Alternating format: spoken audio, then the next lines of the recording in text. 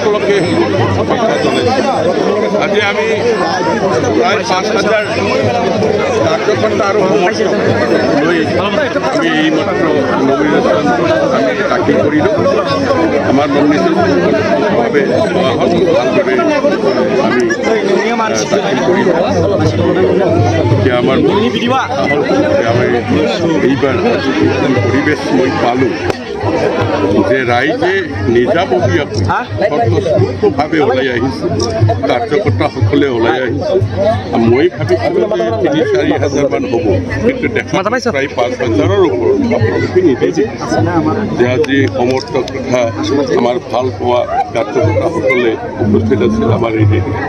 আৰু মই নিশ্চিন্ত যে এইবাৰ ১ নং পৰ্বতজোৰা ভাৰতীয় জনতা পাৰ্টীৰ পৰা মই নিশ্চিতভাৱে বিজয়ী হ'ম। গতিকে আত্মবিশ্বাস যে মই দেখা গৈছে যে আপোনালোকে ৩০খন চৰকাৰ কাৰ হ'ব না বিটিআৰটা চৰকাৰ বিজেপিৰ চৰকাৰ হ'ব, বিজেপিৰ চৰকাৰ হ'ব, ইয়াত কোনো সন্দেহ নাই।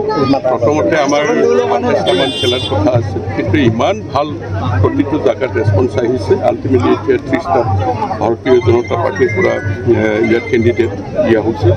আজি সকলোৱে নমিনেশ্যন দাখিল কৰিব। এতিয়া পৰ্বতজোৰাৰ ক্ষেত্ৰত মই এইখিনি কওঁ যে আজি পৰ্বতজোৰা সম্পৰ্কে আপোনালোকে জানে যে এই পৰ্বতজোৰা ট্ৰিটি একৰ্ডৰ জৰিয়তে ২০০৩তে আজিৰ পৰা ২৩ বছৰ আগত এই পৰ্বতজোৰাটো স্থাপন কৰা প্ৰতিষ্ঠা কৰা হৈছে, ক্ৰিয়েশ্যন হৈছিল এই পৰ্বতজোৰা।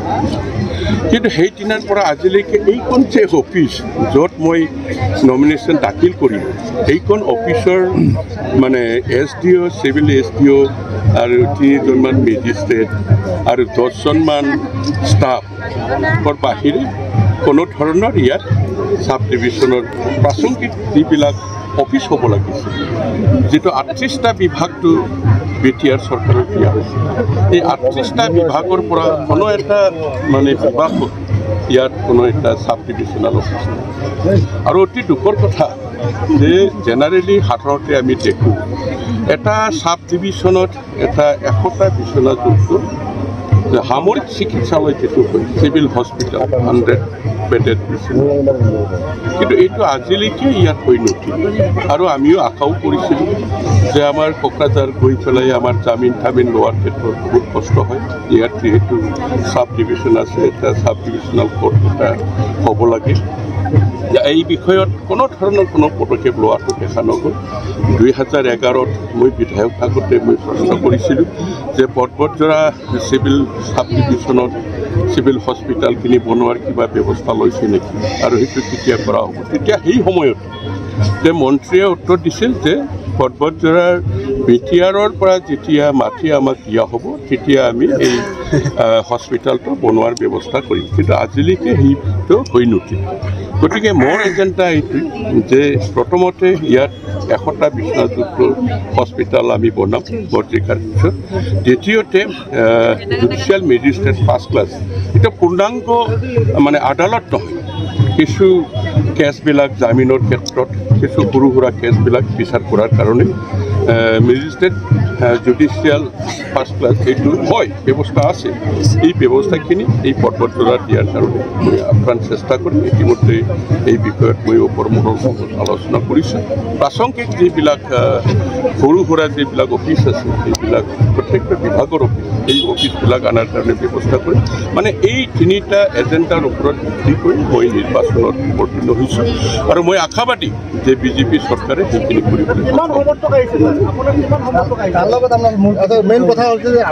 সমৰ্থন কথাটো আপোনালোকে দেখিছে। মইতো ৪,০০০ আমি ৪,০০০ অহাৰ কাৰণে আমি আমাৰ কাৰ্যকৰ্তাসকলক কৈছিলোঁ, কিন্তু এতিয়া দেখা গ'ল ৪,০০০ৰ ৫,০০০ৰ ওপৰত আজি সমৰ্থকে আমাৰ লগত একেলগে আহি আমি নমিনেশ্যন দাখিল কৰিম।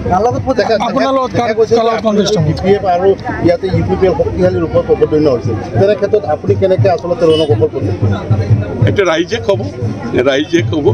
এতিয়া নমিনেশ্যন ক্ষেত্ৰতো আপোনালোকে দেখিছে যোৱাকালি UPPLৰ কিমান সমৰ্থকে আহিছে, ৰাইজেও দেখিছে, আপোনালোকেও দেখিছে। এইবিলাক প্ৰশ্ন কৰি লাভ নাই, মানে ৰাইজে যাক ভোট দিব সিয়ে জিকিব।